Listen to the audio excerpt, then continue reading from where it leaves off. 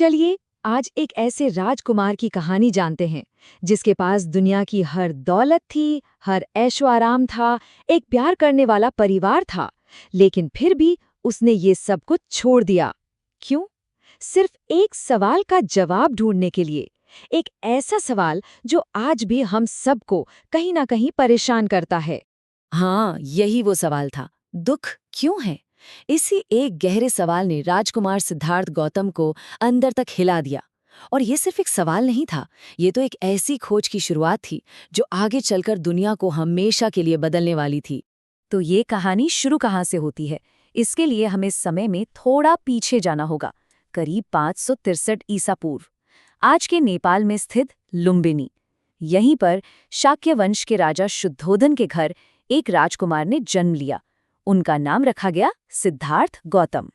सिद्धार्थ अपने महल की दीवारों में हर तरह के दुख और तकलीफ से दूर पाले बड़े थे। लेकिन एक दिन जब वो महल से बाहर निकले तो दुनिया की हकीकत से उनका सामना हुआ। इन चार दृश्यों ने उनके मन को झकझोर कर रख दिया। उन्होंने पहली बार बुढ़ापे की लाचारी देखी, बीमारी का दर्द महसूस किया, मृत्यु की सच्चाई का सामना किया, और फिर इन सब के बीच उन्होंने एक शांत तपस्वी को देखा जिसने उन्हें एक अलग रास्ते के बारे में सोचने पर मजबूर कर दिया। और बस वही उनकी जिंदगी का सबसे बड़ा मोड़ था। एक रात जब पूरा महल चैन की नींद सो रहा था, 29 साल के सिद्धार्थ ने सच्चाई की खोज के लिए अपना राजपाट, अपना परिवार, सब कुछ हमेशा के लिए पीछे छोड़ दिया। इसे कोई पलायन नहीं समझना चाहिए, ये ज्ञान की ओर एक महान प्रस्थान था।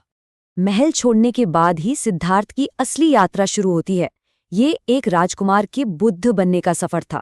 बुद्ध मतलब एक ऐसा इंसान जिसे परम ज्ञान यानी सच का पता चल गया हो। तो उनका ये सफर कैसा रहा? देखिए, 29 साल की उम्र में उन्होंने घर छोड़ा। इसके ठीक 6 साल बाद 35 की उम्र में उन्हें बोध गया में एक पेड़ के नीचे ज्ञान मिला। और फिर अगले 45 सालों तक वो अपनी शिक्षाओं का प्रचार करते रहे, जिसके बाद 80 साल की उम्र में उन्होंने कुशीनगर में महापरिनिर्वाण प्राप्त किया।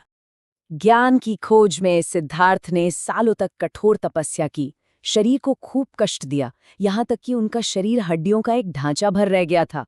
लेकिन तब उन्हें एक बात समझ में आई। उन्हें एहसास हुआ कि सच का रास्ता ना तो दुनिया के भोग विलास में है और ना ही शरीर को इस तरह तड़पाने में है, बल्कि सच का रास्ता बीच में है, संतुलन में है। अपनी इस बात को समझाने के लिए उन्होंने एक बहुत ही खूबसूरत मिसाल दी। उन्होंने कहा कि जैसे संगीत के लिए वीणा के तारों का एकदम सही कसा होना जरूरी है, न ज्यादा टाइट न ज्यादा ढीला, ठीक वैसे ही जीवन में आत्मज्ञान के लिए संतुलन साधना सबसे ज्यादा जरूरी है। तो ज्ञान मिलने के बाद बुद्ध ने इंसानी पीड़ा की वजह और उससे छुटकारा पाने के तरीकों पर अपनी मूल शिक्षाओं को तैयार किया। चलिए अब जरा उन्हें समझने की कोशिश करते हैं। बुद्ध की सारी शिक्षाओं का निचोड़ इन 4 बातों में है, जिन्हें 4 आर्य सत्य कहा जाता है। पहली बात, ये स्वीकार करना कि जीवन में दुख मौजूद है। दूसरी बात, ये समझना कि इस दुख का कारण हमारी कभी ना खत्म होने वाली इच्छाएं यानी तृष्णा है। तीसरी और सबसे उम्मीद भरी बात कि इन इच्छाओं पर काबू पाकर दुख को खत्म किया जा सकता है। और चौथी बात कि ऐसा करने का एक तरीका है, एक साफ सुथरा रास्ता है। और वो रास्ता है ये अष्टांगिक मार्ग। ये असल में जीवन जीने का एक प्रैक्टिकल गाइड है। इसमें 8 चीजें शामिल हैं: सही समझ, सही इरादा, सही बोली, सही काम, सही रोजी रोटी, सही कोशिश, सही जागरूकता और सही ध्यान। ये कोई पूजा पाठ का तरीका नहीं, बल्कि खुद को अनुशासित करके ज्ञान पाने का एक जरिया है।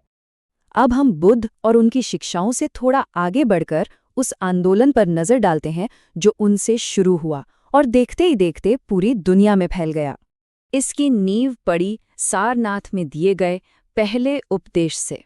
यहीं से संघ की शुरुआत हुई, एक ऐसा समुदाय, एक ऐसी कम्युनिटी जो हर किसी के लिए खुली थी, बिना किसी जाति या वर्ग के भेदभाव के।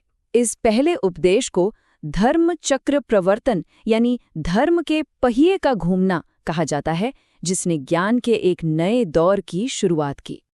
अब देखिए, जैसे जैसे समय बीता, बुद्ध की शिक्षाओं की अलग अलग व्याख्याएं होने लगीं, जिससे 2 मुख्य शाखाएं बनी।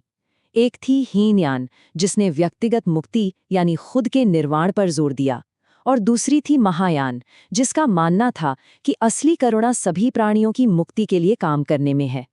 और फिर महायान से ही एक तीसरी बड़ी शाखा भी निकली, जिसे वज्रयान कहा जाता है।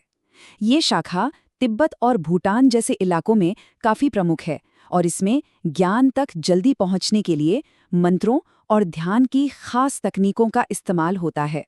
चलिए अब कहानी को वापस वहीं ले आते हैं जहां से ये शुरू हुई थी, भारत, और देखते हैं कि अपनी ही जन्मभूमि में बौद्ध धर्म का क्या हुआ। लेकिन ये एक बड़ी विडंबना है कि जिस धरती पर बौद्ध धर्म का जन्म हुआ, 12वीं सदी आते आते वो वहीं से लगभग गायब हो गया। ऐसा हुआ क्यों? खैर, इसके कई कारण थे। मठों में धीरे धीरे विलासिता और भ्रष्टाचार आने लगा, संघ खुद कई गुटों में बंट गया, हिंदू धर्म का दोबारा उदय हुआ, और शायद सबसे बड़ा झटका तब लगा जब तुर्की आक्रमणकारियों ने नालंदा जैसे विश्व प्रसिद्ध विश्वविद्यालयों को जलाकर राख कर दिया। पर इतिहास की एक खास बात है, वो कभी खत्म नहीं होता। औपनिवेशिक काल में कुछ ब्रिटिश पुरातत्वविदों ने, जैसे अलेक्जेंडर कनिंघम, भारत के इस खोए हुए बौद्ध अतीत को फिर से खोज निकाला और यहीं से आधुनिक भारत में इसके पुनरुद्धार की नींव पड़ी। 20वीं सदी में इस पुनरुत्थान को सबसे बड़ी ताकत मिली डॉक्टर बी.आर. अम्बेडकर से। उन्होंने जाति व्यवस्था के खिलाफ बौद्ध धर्म को एक बराबरी वाले विकल्प के तौर पर देखा और 1956 में अपने लाखों अनुयायियों के साथ बौद्ध धर्म अपना लिया। ये उनका एक बहुत बड़ा और साहसी कदम था। और इस आंदोलन का नतीजा क्या हुआ? 2011 की जनगणना के आंकड़े बताते हैं कि भारत में आज करीब 84 लाख बौद्ध हैं। इससे पता चलता है कि अंबेडकर के आंदोलन का कितना गहरा असर हुआ, खासकर महाराष्ट्र जैसे राज्यों में, जहां आज भी देश की सबसे ज्यादा बौद्ध आबादी रहती है। तो इस पूरी कहानी का सार क्या है? शायद इसका जवाब बुद्ध के अपने आखिरी शब्दों में छिपा है, अप्प दीपो भव, मतलब अपना दीपक खुद बनो।